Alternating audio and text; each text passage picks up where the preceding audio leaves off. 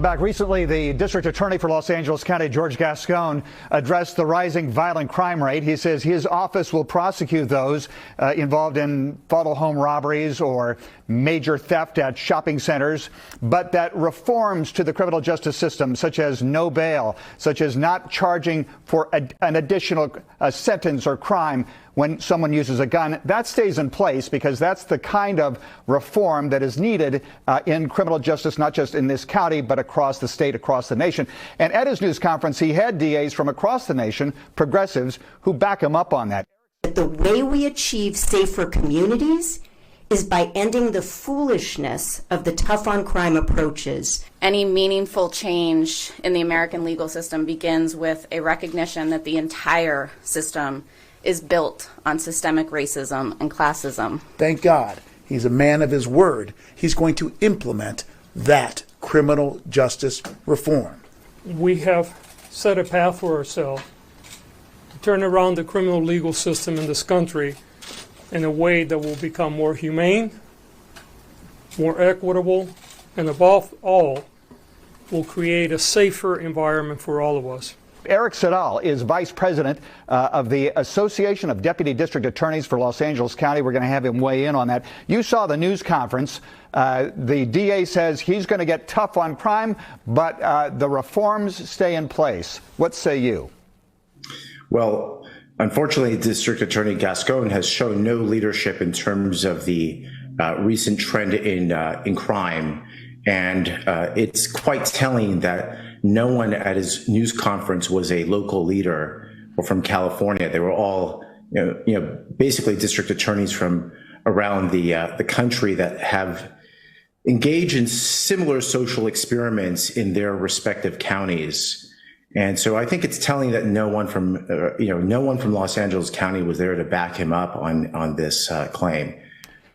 So I think that should tell you a lot. Right. So is your beef, though, with the DA or is it with the judiciary? Because the mayor of L.A. and the police chief have said that the COVID protocols for the judiciary is, listen, we don't want to put people in jail, so there's often no bail, no arraignments for months, and that has resulted in people being arrested and immediately released, sent back into the community where other people say, hey, you stole, you followed somebody home, and you're back out. Yeah, I think that's misplaced. I think it's very easy to beat up on the judges because the judges aren't really going to speak out. I know that they did release a press statement regarding their policies of no bail, but this really goes to, this is George Gascon's policy. He has created a policy of seeking no bail on certain types of crimes. For example, in the smash and grab crimes, he wants people to be released on their own recognizance. In other words, there's nothing to keep them from committing a crime again. If you commit another crime while you're out on your own recognizance, he's still not going to charge an additional enhancement. So really what the DA could have done in this, in terms of these types of circumstances, is he could have taken a leadership position and said, look, we're going to do a task force. We're really going to deal with these issues. We're going to ask for bail to keep people in custody so that they're not reoffending. I mean, one of the great jokes about what's going on is that people are committing crime. They're getting arrested. And before the police report is written, they're already walking out the doors of the police station. So this position of seeking no bail, that's completely on him.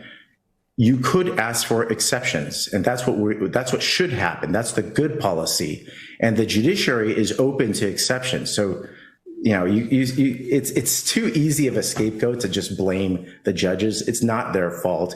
It's the district attorney. It's his responsibility. He's not showing leadership, and he's not holding people accountable. The people of this county of Los Angeles elected him, and there was an effort at reforming, for example, Prop 47 in the last election. That was easily defeated. Regardless of your arguments, he seems to have support from the citizens of the county. Well, I don't know. I don't know if that's true. I'm not sure that the people of Los Angeles knew that he was not going to really take gun crimes seriously. He never ran on that issue. He ran on other things like holding police accountable. But he didn't run on a platform of getting rid of 3 strikes, getting rid of gun enhancements. I think most people think it's pretty common sense that if you commit a crime with a gun, you should be treated differently than a person who's just committing a normal crime. I mean, think about this. If you're committing a robbery as a criminal, you're almost incentivized to use a gun because nothing's going to happen to you. Nothing different will happen to you if you use a gun or do not use a gun. So no, I don't think the people of Los Angeles voted for not criminalizing gun use. And finally, the rank and file of your organization. I would assume that the DA has some support from deputies, but what is the morale? The morale is absolutely terrible. Look, our members become deputy district attorneys because they want to protect the public, and they want to do that in a legal and ethical way. And that's how this office has functioned since I became a DA in 2007. There has been a radical shift in culture, one where the policies of the district attorney are written by radical defense lawyers who believe in prison abolition, pure and simple. I mean, 2 of his principal advisors have actually been on and lectured about the abolition of the criminal justice system. They don't think it's just. They don't believe in prisons. Well, what are we supposed to do? Where are we supposed to put criminals if not in prison? If you murder someone, if you rob someone, if you victimize someone, where else are we supposed to put them? Are we supposed to somehow put the murdered family together with the murderer and have them see if they can reconcile their differences? Because that's the approach of this district attorney and his advisors. I don't think LA voted for that. Eric Siddall is the vice president of the Deputy District Attorneys Association for Los Angeles County. Thank you very much for taking the time.